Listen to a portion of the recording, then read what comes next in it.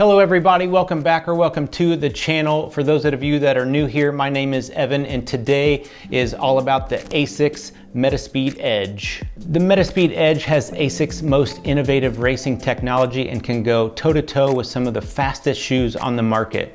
Specifically designed with a lower stack height and slightly higher heel-to-toe drop, the ASICS Metaspeed Edge is designed to excel at shorter, faster road races and is also a great option for marathoners, those that prefer a lower to-the-ground feel and what is seen in many of the modern super shoes. Thanks to the shoe's explosive forward propulsion and comfortable super foam underfoot, this shoe has everything athletes need to chase down their new personal bests. What makes the Metaspeed Edge unique is the rockered shape along with the heel-to-toe drop of the midsole. With a lower stack height and a higher heel-to-toe drop, the Metaspeed Edge encourages a quicker but smoother cadence and helps to propel runners forward. The rocker geometry also aids in increasing efficiency and conserving energy by quickening runners' cadence and propelling them forward towards faster times on the road. This is ASICS' newest super shoe, new racer. It was released with another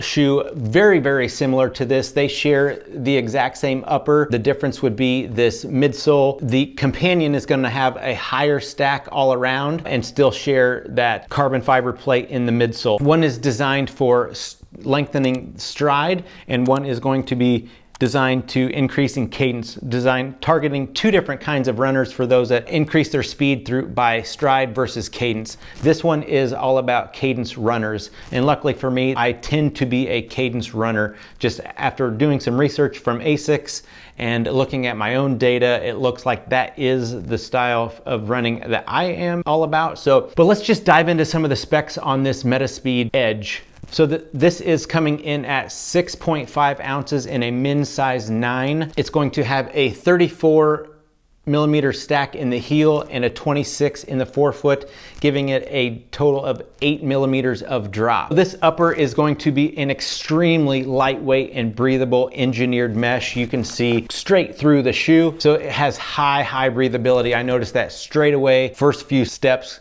In the early mornings, I was definitely getting a nice breeze through the upper. The laces are this extremely nice throwback, kind of very nice feel in the hand cotton laces. I'm a sucker for good laces, I guess. And then the tongue is not gusseted at all, just completely stripped down there, getting rid of all excess weight. The midsole is ASICS Flight Foam Turbo with a very rigid carbon fiber plate through the midsole. Very energy returning midsole, soft in the heel and very nice through the forefoot. I enjoyed this midsole quite a bit. The outsole is going to be ASICS Grip outsole. You can see holes along that also, just again, getting rid of any excess weight. You'll see a nice little strip of rubber here on the instep, just a high wear area just to kind of help get some extra miles out of this shoe and protect that nice super foam as well. The fit is going to be a snug fit. I did go true to size. It is true to size. If you don't like a snugger feel in your race shoes, you may want to size up half a size. I went true to size. All my ASICS are a size 10 and I stayed true to that. And I do like the snug fit. It was not too much so, even on a long, just under 18 miles, 2-hour run for me. And it was perfectly fine in the upper for me. The ride of the shoe is very smooth. It does exactly what it is designed to do and getting you through that gait cycle very quickly, helping you roll through the cadence and increase that cadence to develop some more speed for you. With that nice 8mm drop, it does help push you through, and then the aid of that super rigid carbon fiber plate. I definitely noticed running quick came very easy in this shoe. I didn't get any extra foot fatigue from that stiff carbon fiber plate, and then I guess you would say lower. 34 is not low by any means, but what we're just used to seeing in some of the super shoes or the marathon shoes, 34 in the heel, 26 in the forefoot would be a little on the lower end for what we're used to seeing nowadays. I felt completely comfortable in this, and even at the 2-hour mark, I could have definitely run another hour or finished out that marathon distance with no extra foot fatigue or feeling like I was getting beat up through the run. It definitely protected me. I felt great the entire run. You do get a lot of high energy return out of this. It is very propulsive with that snappy carbon fiber plate and this super foam, this flight foam turbo. It definitely felt really good running from step one all the way to the end. For me, the pros, I love this high breathability. The looks of the shoe are fantastic. One of the cool things about ASICS, they did this whole Tokyo line.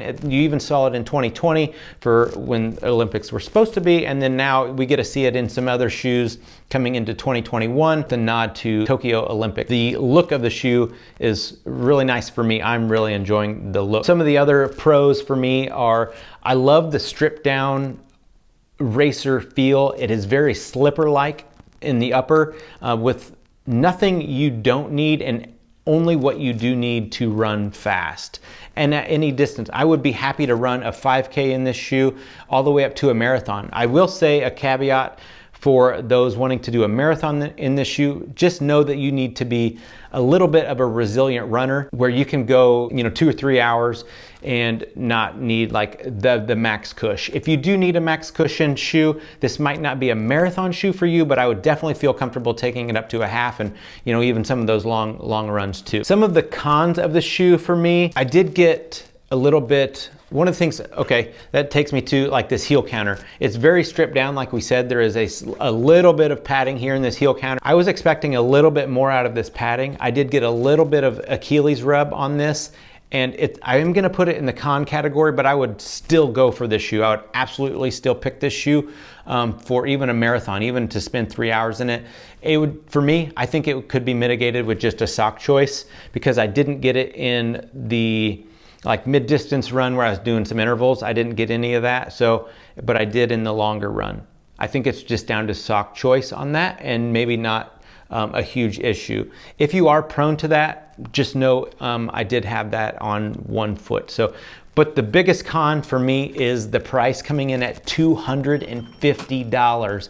That is a hard price tag to deal with.